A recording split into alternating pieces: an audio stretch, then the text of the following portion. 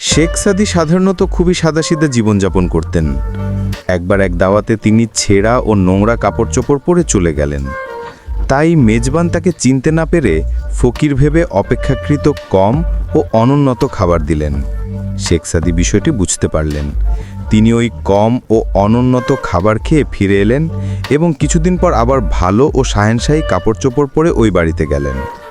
এবার তার সামনে সকল উন্নত খাবার দাবার ও যথাযথ সম্মান দেখানো হলো। তিনি খাবার খেতে বসে কিছু খেলেন এবং কিছু খাবার তার পরনে পরা জামার পকেটে ঢুকালেন। এই অবস্থা দেখে মেজবান প্রশ্ন করলেন, জনাব, এটা কি করছেন?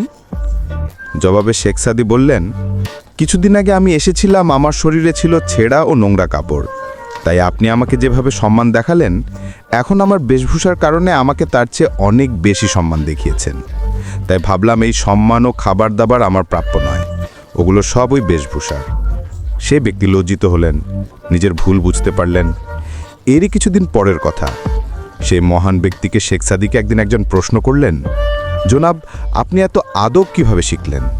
তিনি জবাব দিলেন, দুনিয়ার সকল বেয়াদবদের দেখে দেখে আমি আদব শিখেছি। কিভাবে? আবার প্রশ্ন।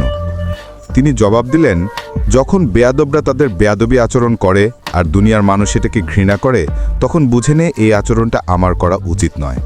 এভাবেই আমি বেয়াদবদের কাছ থেকে আদব শিখি। একবার শেখ সাদিকে জিজ্ঞেস করা হলো, আপনি এত জ্ঞানী, আপনি কি বুঝেন? একটা সাদাসিধে উত্তর এলো শেখ সাদির পক্ষ হতে, আমি অনেক কিছু অধ্যয়ন করে এটা বুঝেছি যে আমি কিছুই বুঝিনি। শিক্ষা: মানুষকে পরিহিত কাপড় বা পোশাক দেখে বিবেচনা করা ঠিক নয়। মানুষের পরিচিতি তার আচার, বিনয় ও তার জ্ঞানে।